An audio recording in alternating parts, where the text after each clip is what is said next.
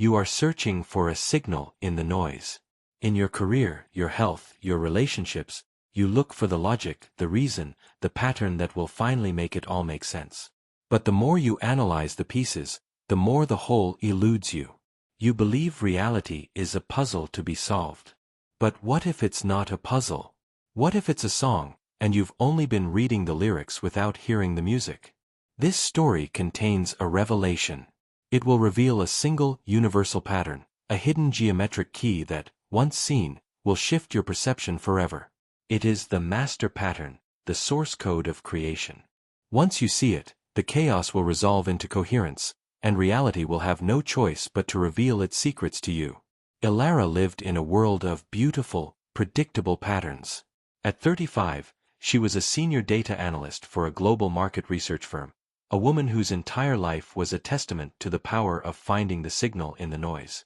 From the vantage point of her minimalist apartment overlooking the ordered grid of Lisbon's Baixa district, she could deconstruct the most chaotic datasets and reveal the elegant, underlying logic. She was a master of the what. She could tell you what people would buy, what they would click on, what they would do next. But she could not, for the life of her, understand the why. Not the data's why, but her own. A deep, persistent feeling of meaninglessness was the one chaotic data point in her own life that she could not resolve into a trend line. Her most sacred, secret desire was to perceive a different kind of pattern. Not the predictable patterns of human behavior, but the hidden, meaningful patterns of life itself. She dreamed of experiencing a moment of profound, undeniable connection, a moment where the random, disconnected events of her life would suddenly snap into focus and reveal a beautiful, coherent, and purposeful design. She wanted to see the source code of the universe, to know, in her bones, that she was part of a pattern, not just a random anomaly. Her antagonist was her own greatest asset, her analytical mind. It was a magnificent, finely tuned instrument that had brought her immense professional success, but it was also a ruthless gatekeeper. It demanded proof, it required evidence, it rejected anything that could not be quantified, measured, and replicated. It was a fortress of logic that kept the messy, unpredictable, and magical aspects of reality safely at bay. It was the very tool she used to find patterns, and the very thing preventing her from seeing the one pattern that truly mattered. The first crack in the fortress appeared on a Tuesday. Overwhelmed by a particularly meaningless project, she took a walk through the Feira de Ladra, Lisbon's sprawling flea market. The sensory input was overwhelming, the cacophony of vendors hawking their wares, the smell of old books and grilled sardines, the chaotic visual tapestry of a million forgotten objects. Suddenly, the world shimmered. For a single, terrifying and ecstatic second, the solid, separate objects, the tables, the trinkets, the people, dissolved. She saw them not as things, but as a single, vast, interconnected web of shimmering, geometric light. It was a web of impossible, luminous beauty, a pattern so complex and so perfect it stole her breath. Then, just as quickly as it came, it was gone. The world snapped back into its solid, separate forms. She was left trembling, her heart pounding, standing in the middle of a chaotic market, with a question that would change the course of her entire life. Was that a momentary hallucination, a neurological misfire brought on by stress? Or was it the first, terrifying glimpse of the master pattern, the very secret that reality had been hiding from her in plain sight? If you have ever felt that there is a deeper, more beautiful order hidden just beneath the surface of your reality, subscribe. This journey is about to give you the key to seeing it. Part 1. The vision in the market left an indelible imprint on Elara's consciousness. It was a single, anomalous data point that her entire logical framework could not explain or dismiss. This closed the previous loop. Her predictable reality had been shattered. The new loop opened with her obsessive, secret quest to understand what she had seen. She didn't go to a doctor or a therapist. Her intuition told her this was not a problem of the mind, but a question for the soul. Her research began in the archives of her own city. She became obsessed with the patterns that adorned Lisbon's every surface. The azulejos, the beautiful, intricate ceramic tiles that covered the facades of buildings. She had always seen them as mere decoration. Now, she saw them as a code. She spent her weekends wandering the labyrinthine streets of the Alfama district, the city's oldest and most soulful neighborhood, photographing and sketching the tile patterns, geometric, floral, and symbolic.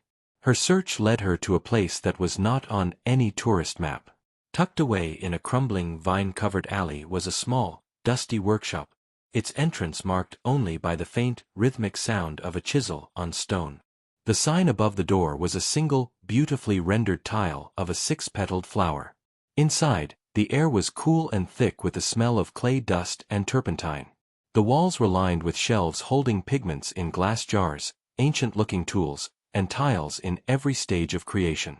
In the center of the room, a man in his late 70s, with hands stained by 100 different colors, was painstakingly painting a new tile, his concentration so absolute he seemed to be in a state of deep meditation. This was Tiago, one of the last true master azulejistas in Lisbon, a man who could trace his craft back through generations. Elara stood in the doorway, an intruder from the modern world of data and algorithms. Tiago did not look up, but he sensed her presence. "You are not here to buy a tile," he said, his voice a low, gravelly rumble. "You are here to ask a question about the spaces between them." His perception was so accurate it startled her. She found herself awkwardly trying to explain what she was looking for: the pattern, the vision, the feeling of a hidden order. She expected him to dismiss her as a mad woman. Instead, he simply nodded, as if she were describing a common and obvious truth. "The world has taught you to see the tiles," he said, finally looking up. His eyes were the color of the deep blue pigment in the jar beside him, and they held a profound, artistic intelligence. "But you have forgotten how to see the pattern that connects them. The pattern is the secret. It is in the veins of a leaf, in the spiral of a seashell, in the way the stars are scattered across the sky. The same patterns, over and over. God," he said with a small, wry smile, "is a geometer, with a very limited imagination, but very good taste." He wiped his hands on his apron and walked over to a large, cork board on the wall. It was covered in sketches, diagrams, and photographs, tracing a single geometric pattern, the six-petaled flower from the sign outside, through different cultures and different forms, the flower of life from ancient Egypt, Celtic knots, Islamic gyrotiles, mandalas from Tibet. "This," he said, tapping the central drawing, "is one of the first words God ever spoke. It is a word of creation. Your modern world has forgotten the language of shapes. You think in lines and numbers. But the universe thinks in patterns." He then gave her a task. "Go," he said, gesturing to the city outside. "But this time, do not just photograph the tiles. I want you to find this one specific pattern. The flower with 6 petals. Find it, sketch it, and feel it. Do not analyze its history. Feel its geometry. That is your first lesson in learning to see." She has found a mentor who is not a guru, but an artist, a keeper of an ancient, geometric wisdom. She has been given her quest, to hunt for a single, universal pattern. Can a data analyst, a woman trained to see the unique and specific, learn to perceive the universal and interconnected? What secrets will be revealed when she starts to look for this one specific key? Part 2. Elara embarked on her quest with the only tools she knew: logic and discipline. This closed the previous loop. She had found her mentor and her mission. But the new loop of conflict began immediately. She created a systematic plan, mapping out the city by district, creating a spreadsheet to catalog her findings. She found the 6-petaled flower pattern everywhere, just as Tiago had said she would: on ancient church facades, on crumbling monastery walls, in the ironwork of a forgotten gate. But she was only documenting it. She was capturing the data, not the feeling. Her analytical mind, her powerful antagonist, was still in control. It was turning this sacred, intuitive quest into just another data collection project. Her internal conflict was a frustrating, grinding process. She would sit in front of a 17th-century tile panel, sketchbook in hand, and her mind would be a torrent of analysis. "This is from the Baroque period. Note the use of manganese purple. The glazing technique is clearly of Moorish influence." She was capturing the tile, but the pattern, the deep, resonant feeling Tiago had spoken of, remained elusive. She was a woman dying of thirst, meticulously analyzing the chemical composition of water. The external conflict came from her job. A massive, high-stakes project landed on her desk. A German automotive giant wanted them to analyze global consumer data to predict the future of urban mobility. It was a data analyst's dream, terabytes of chaotic information to be tamed into elegant, predictive patterns. The deadline was brutal.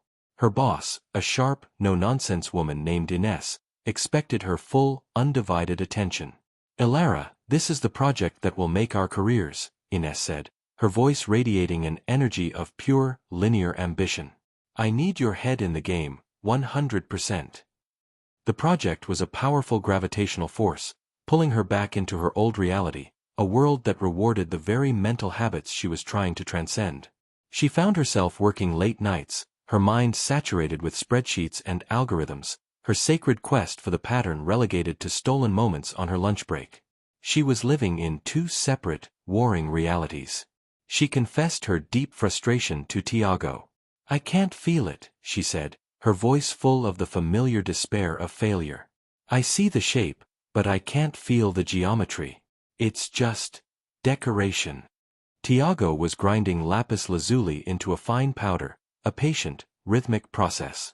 "You are trying to open a locked door by describing the keyhole," he said without looking up. "You are still on the outside, looking in. The pattern is not something you see with your eyes. It is something you recognize with your soul. It is a memory. You must find a way to get past the guard at the gate of your mind." He then gestured to a dusty book on his shelf, a volume of Carl Jung's work. "The mystics, the artists, the physicists, they all say the same thing in different languages," he said. Jung said, "Synchronicity is an ever-present reality for those who have eyes to see. You are learning to see. Be patient.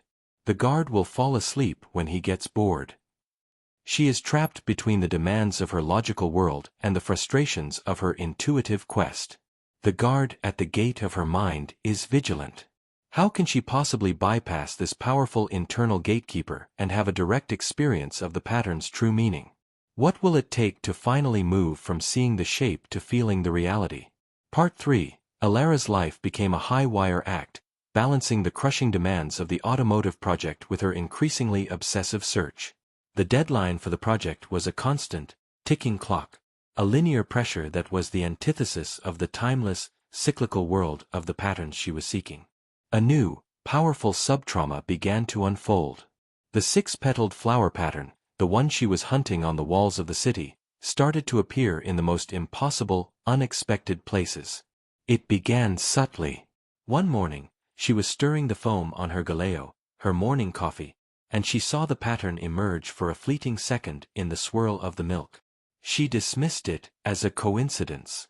But then it happened again. She was looking out her apartment window at a formation of clouds, and she saw it there, a vast, ephemeral flower in the sky. The most jarring occurrence was at work. She was running a new visualization algorithm on a particularly chaotic data set for the car project, and when the image resolved on her screen, for a split second, before it settled into a standard bar chart, the raw data points formed a perfect, shimmering, six-petaled flower. She was now seeing the pattern everywhere, a constant, shimmering intrusion into her logical world.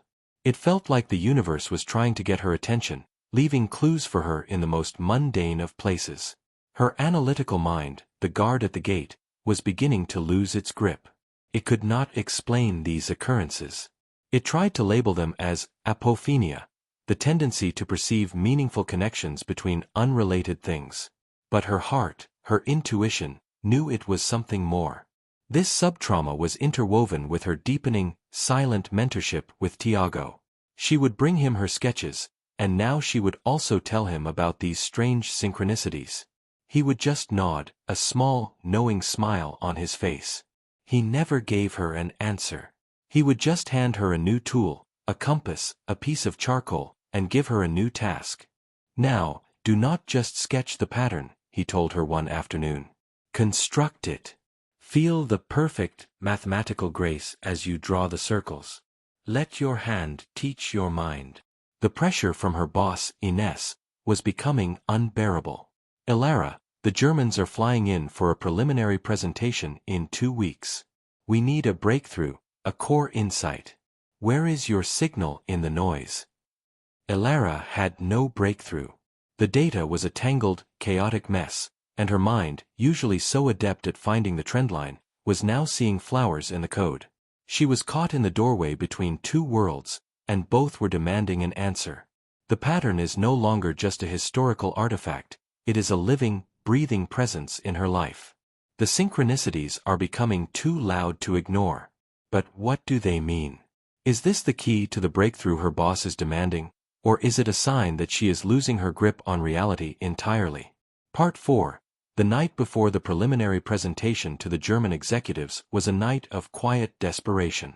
Elara sat in her office, the city of Lisbon a glittering, indifferent jewel outside her window. The data for the automotive project was still a chaotic, meaningless mess. She had run every standard analytical model, every predictive algorithm, and had found nothing. No clear pattern, no core insight. She was facing a career-defining failure. The loop of her escalating pressure was about to snap. In a state of profound exhaustion and surrender, she pushed her keyboard aside. She remembered Tiago's words, "Let your hand teach your mind." She took out a blank sheet of paper and a compass. She closed her eyes, took a deep breath, and she began to do the one thing that had brought her a sliver of peace in the last few weeks. She began to construct the pattern. She drew the first circle, then the second, its center on the edge of the first, and the third, and the fourth, until the 6 petals, the vesica piscis, the seed of life, bloomed in perfect, silent geometry on the page in front of her. As her hand moved through the familiar, graceful motions, her mind finally, blessedly, fell silent. The guard at the gate, exhausted from weeks of vigilance, finally fell asleep. And in that moment of profound mental stillness, it happened. The revelation. It was not a thought. It was a download, a flash of insight so complete and so instantaneous it was like a lightning strike in her brain. The data was chaotic because she was looking for a linear pattern in a multidimensional reality. The automotive industry wasn't a line. It was a living, geometric system. The 6-petaled flower was not just a pretty shape. It was a map. Each of the 6 petals represented a core component of the urban mobility ecosystem. Public transport, private ownership, ride-sharing, micromobility, scooters, bikes, pedestrian flow, and logistics. The center of the flower was the human experience, the commuter. The chaotic data points were not random. They were simply flowing between these 6 interconnected petals. The breakthrough she had been searching for was not a trend line. It was a geometric relationship.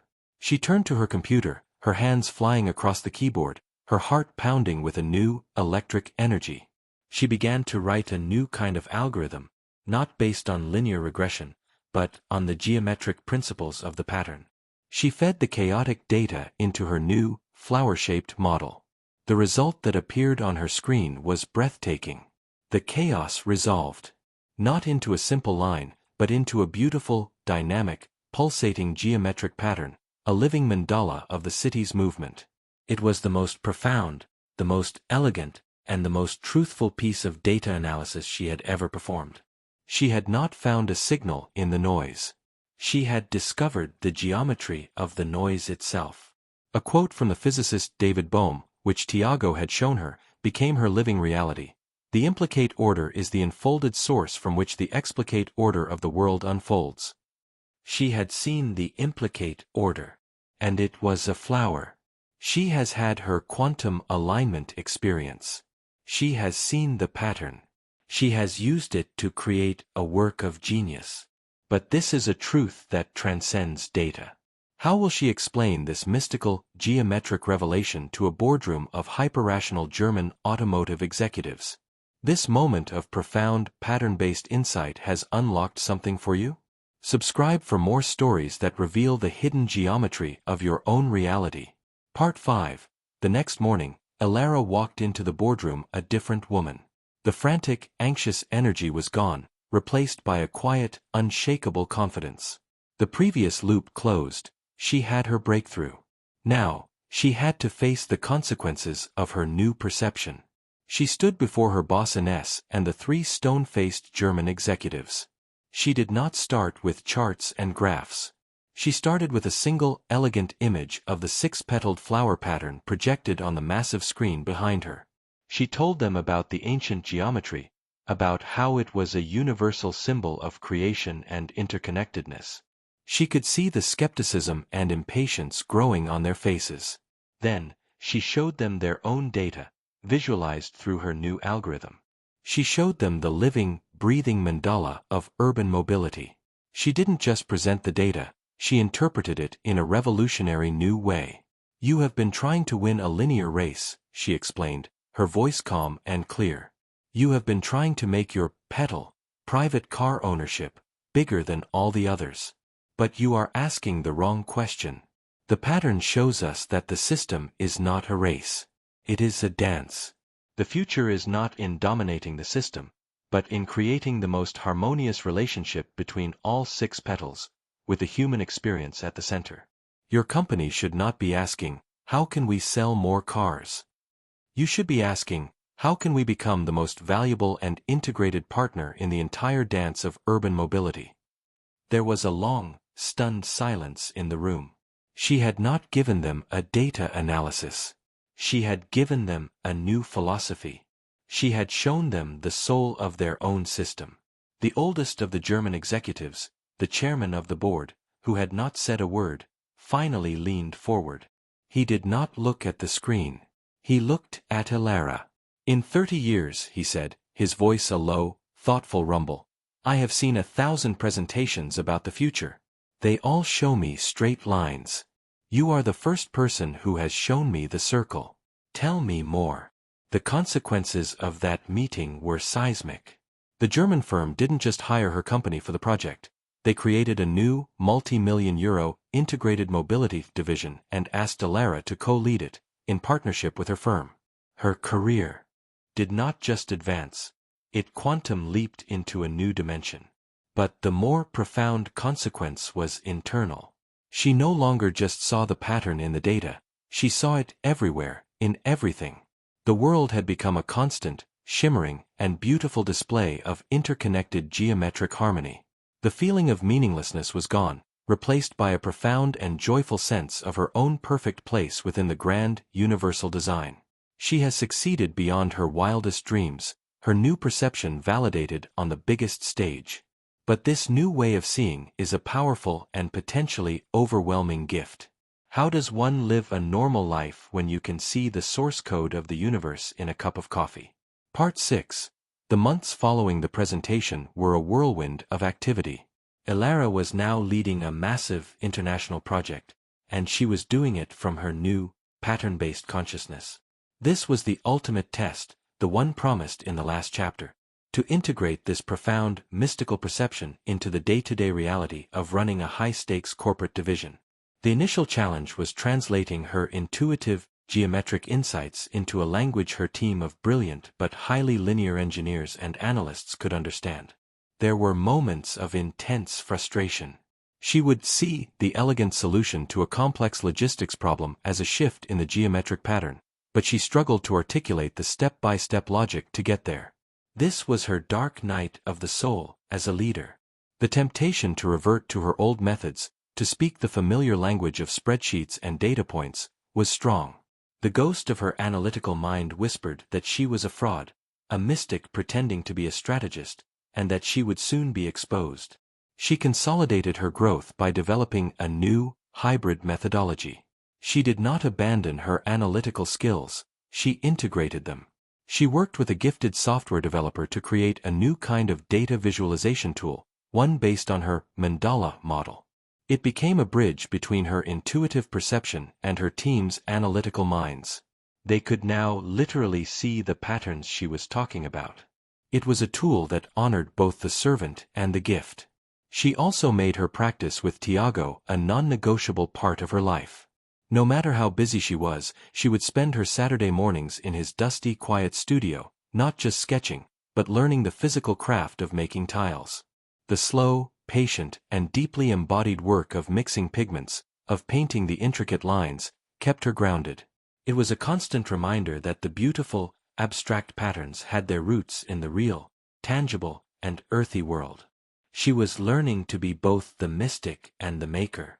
She has successfully built a bridge between her two worlds, creating a new and powerful way of working. She has integrated her gift. But what is the ultimate purpose of seeing the pattern? Is it just a tool for better business, or does it hold the key to an even deeper level of creation? Part 7. After a year of successfully leading the new division, Elara felt a new, quiet calling. The project was a success, but she realized that her work was still focused on optimizing an existing system. The true power of seeing the pattern, she intuited, was not in analyzing what is, but in creating what could be. The loop of her integration was closed. The final loop, the one leading to her ultimate manifestation, opened with a new vision. She saw that the same geometric patterns that govern the flow of traffic in a city also govern the flow of creativity in a community, the flow of well-being in a human body, the flow of inspiration in a single human life. She dreamed of creating something new, a bio-architectural consulting firm. A company that would not just analyze data, but would use the wisdom of these universal patterns to design more harmonious systems for living, from more creative corporate cultures to more healing hospital environments to more inspiring public spaces. This was a terrifying leap. It meant leaving the safety and prestige of the automotive project. It meant leaving her job, the company she had helped build. It meant stepping out of the role of the analyst and into the role of the master creator.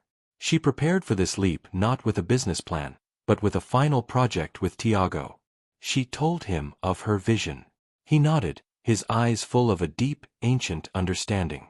"You have learned to read the words," he said. "Now you must become a poet." For 6 months, they worked together on a single, massive azulejo panel. It was a stunning, intricate mandala that contained all the patterns she had discovered, a complete visual cosmology of her journey. The act of creating it was her final training, her masterpiece, her declaration to the universe that she was ready. The vision is clear. The student has become the master. She is about to take the ultimate leap of faith, leaving behind a world of guaranteed success for a future she must create from scratch. Will the world be ready for a poet who speaks in the language of geometry? Part 9. Elara unveiled her masterpiece, the Mandala of Coherence, not in an art gallery, but at the annual Lisbon Design Festival. She did not enter it into a competition. She rented a small, quiet space and simply put it on display, with a single card that read, "The Pattern of Life." A new consultancy for designing harmonious systems. For the first 2 days, very few people came. The space was too quiet, too contemplative for the trendy, noisy festival. Her old fears, the fear of being misunderstood, of being irrelevant, began to surface. But she stayed with her creation, holding a quiet, confident vigil. On the final afternoon, a man walked in. He was a small, unassuming man in his late 60s, with the weary, compassionate eyes of a doctor. He stood in front of the massive tile mandala for a full 30 minutes, completely transfixed. He was Dr. Rui Carvalho, the head of Portugal's largest network of public hospitals, a man grappling with a system on the verge of collapse from burnout and inefficiency. He turned to Elara, his eyes shining with a light she recognized. He had seen it. "This," he said, his voice full of a quiet, desperate hope, pointing to the mandala. "This is what is missing. Our hospitals are efficient machines for treating disease, but they are not harmonious systems for creating health. The patterns are all wrong. The flow of energy is blocked. It is making our staff and our patients sick." He didn't ask about her credentials or her business plan. He asked a single question. "Can you help us find a better pattern?" In that moment, Elara knew. This was it. This was the work she was born to do. It was not about cars or data. It was about healing. It was about bringing the deep, sacred, harmonious geometry of life back into the very systems that were meant to support it. The promise of the introduction was fulfilled. Once she had truly seen the pattern, reality could no longer hide. It had revealed not just its secrets, but her own true purpose. She has found her ultimate calling. The manifestation is not just a company, it is a sacred mission. But what does the world look like when a city's hospital begins to operate on the same geometric principles as a flower? What is the true, lasting impact of this work? Part 10, Elara's new consultancy, Padreo Vivo, Living Pattern, became a quiet revolution. Her work with Dr. Carvalho's hospitals was groundbreaking. They didn't just redesign the physical layouts of the buildings, creating more circular, flowing spaces. They redesigned the organizational structures, the flow of information, the very rhythm of the workday, all based on the harmonious, life-affirming principles of the sacred geometry she had discovered. The results were unprecedented. Staff burnout plummeted, patient recovery times accelerated, and the hospitals became known not just as places of treatment, but as places of genuine well-being. Her work expanded. She was invited to help redesign school curriculums to flow with the natural patterns of childhood creativity. She consulted with city planners to design public parks that mirrored the geometric patterns of the local flora, creating spaces of profound peace and community connection. She had not just created a business. She was a weaver, patiently and lovingly weaving the sacred, hidden patterns of life back into the very fabric of the world. Her own life was a perfect reflection of this harmony. She became a partner in Tiago's workshop, ensuring that the ancient craft of the agilegistas would not just be preserved, but would be infused with a new, living purpose. She had found the one pattern that connected her mind, her heart, her work, and her world into a single, beautiful, and coherent whole. Her journey has transformed her from an analyst of what is to a creator of what could be. But what is the next frontier for a soul who has learned to read and write the source code of reality? We see Elara a year later, sitting on a bench in a new public park in the heart of Lisbon, a park she designed. The paths spiral like a galaxy. The flowerbeds are laid out in the pattern of the flower of life. The sound of the fountain is tuned to a healing frequency. She is not working. She is simply watching. She sees the pattern everywhere, in the joyful, chaotic play of a group of children, in the slow, deliberate walk of an old couple, in the way a young woman reads a book under a tree. She is not seeing it with her mind. She is feeling it with her entire being. The world is no longer a puzzle to be solved. It is a song, and she can finally hear the music. She learned that the most powerful data point is the beauty of a single, perfect pattern. What universal pattern is your own life waiting for you to finally recognize? The universe is not random. It is a symphony of repeating, geometric patterns. They are hidden in plain sight, in the petals of a flower, the structure of a snowflake, the swirl of your own fingerprint. The practice of seeing this pattern is a form of meditation, a way of training your perception to see the interconnectedness of all things. Your challenge is this. For 1 week, choose one simple, natural object, a leaf, a shell, a cloud. Your only task is to look at it for 1 minute each day and try to find a repeating pattern within it. That's it. Let this simple act be your first step in learning to see the hidden language of reality. What did you notice? Share the patterns you discover in the comments below. For more stories that will help you decode the secret patterns of the universe and unlock your own creative potential, make sure you subscribe and join this community of pattern finders.